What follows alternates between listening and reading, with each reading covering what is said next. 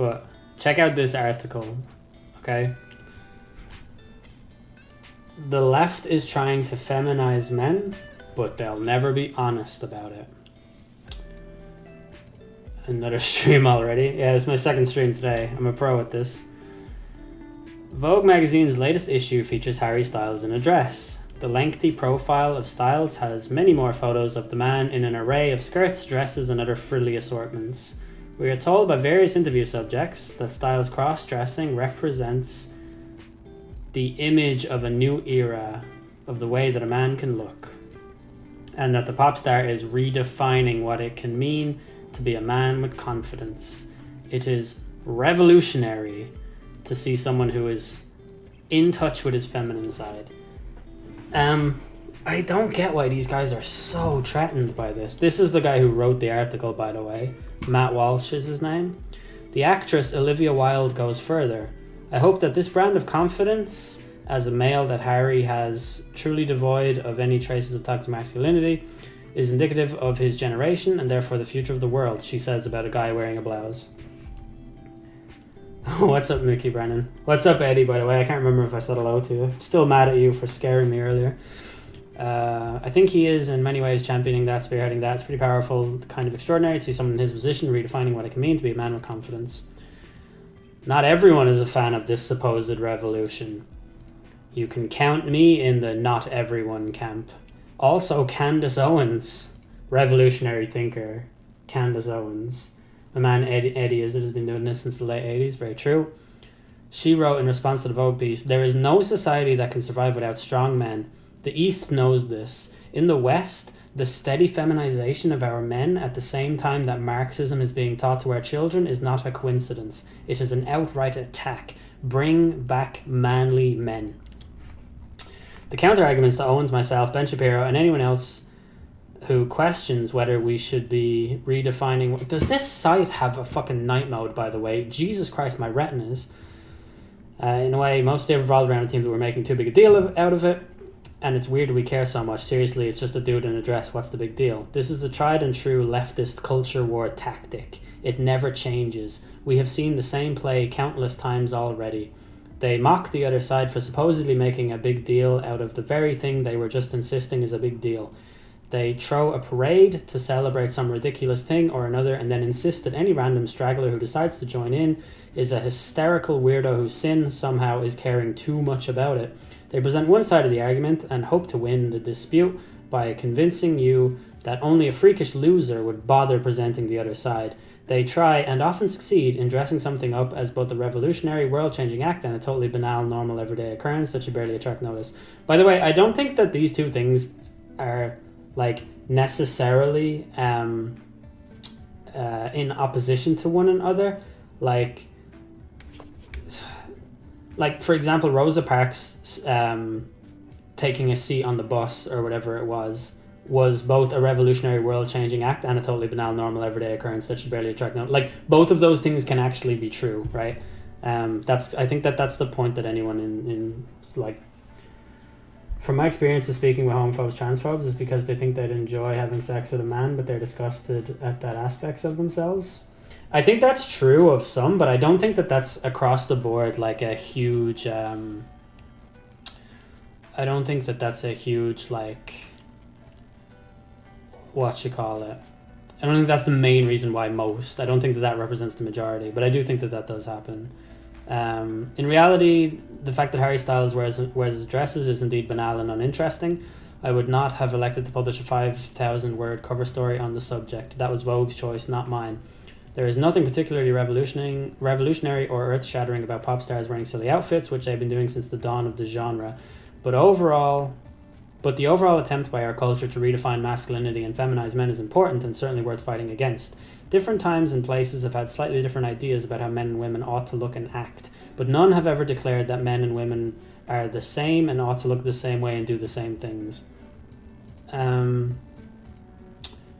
That is our unique innovation, and the results have already... I don't know, is that true? Has no society ever attempted to have a complete, like, I don't know if that's true. I can't really counter it because I don't have an example in my head, but I know that there was like some old Indian tribe or like some old Indian civilization or something that had like a third gender.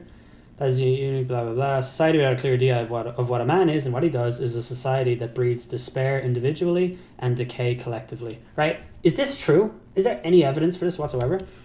It is not that one cross-dressing man can have this effect. There have been cross-dressing men since time immemorial, and as many on the left have correctly pointed out.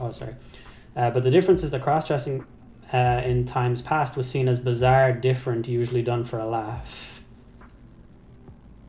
Like, this isn't even true either. Like, when Kurt Cobain, or when David Bowie, like Mr. Androgyny, went out there dressed up as a woman, do you think he was doing it for a laugh? Masculinity was not threatened by it because society's recognition of masculinity and respect for its boundaries is what made the spectacle funny in the first place. This is a straw man. It's like, there's no evidence to support that either. In the same way, a guy belching at the dinner table might be funny, depending on your sense of humor, but it doesn't threaten to destroy the rules of etiquette unless we all start pretending that there are no rules to violate. Then you'll end up with a lot more burping at dinner and none of it will be funny anymore. The point is that there's a clear difference between merely crossing a boundary for a laugh, to make a point, to be a jerk, to get attention, whatever, and erasing the boundary entirely. When the left, by the way, left in a capital letter. What is the left? What do you think the left is? Like, the left definition, okay? The left is defined as on, towards, or relating to the side of... Okay, never mind. Relating to a person's group or favoring radical, blah, blah, blah, socialist views, left wing. Okay?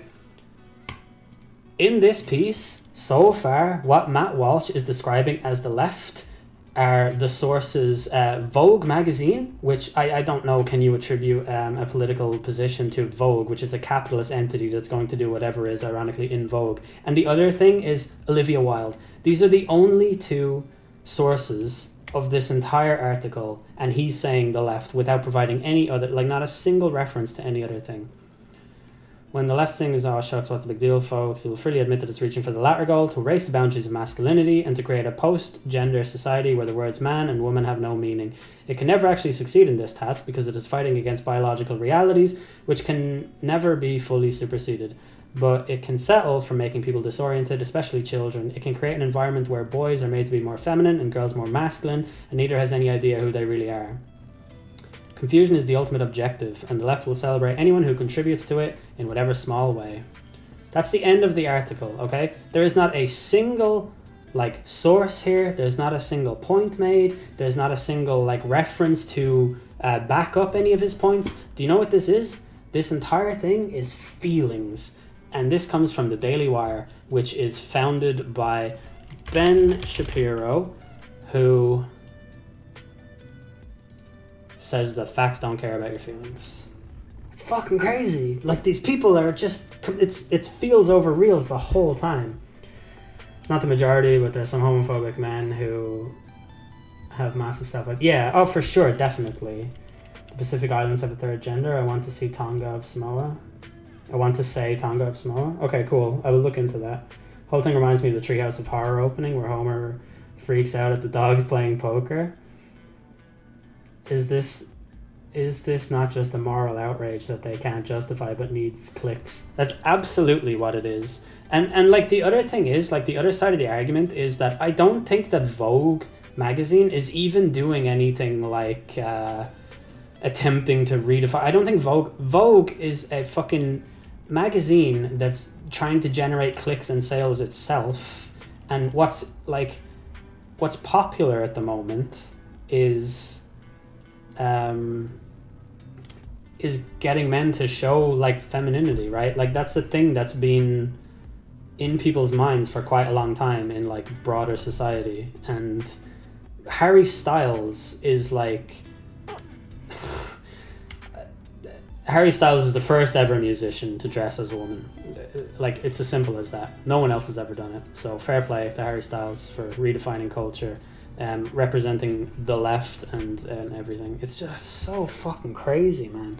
That entire piece, that it's an opinion piece, granted, right? But it is a completely hollow and emotional rant about a thing that he can't even define or provide any examples for. It's fucking crazy. their dogs and they're playing poker. He's a man, he's wearing a dress. Yeah, that's what it's like. It's so, like, I honest to God can't get over it. Femboys are where it's at. You're damn right.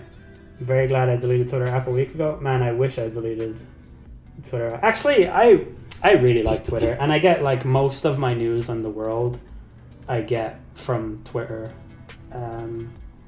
I would say like mostly it's actually kind of a positive for me, but I can see why it's such a negative for a lot of people.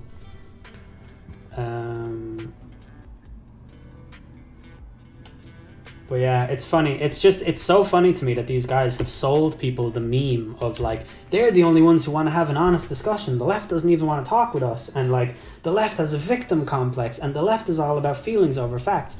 And it's just so fucking untrue. And it's like visibly untrue in everything that they do. Like, they don't want to talk to the left. They say that the left is everything so long as it supports their argument where they're the victim. Like, the left is essentially anything from like a political commentator, like an honest lefty political commentator like David Pakman. And then the left is also Mark Zuckerberg, and the left is also Vogue magazine. Like, it's so stupid. Like, I don't know. In order for something to become the right, I don't even know what has to happen for these people. Like, they just think that everything is the left. And they live and die by that.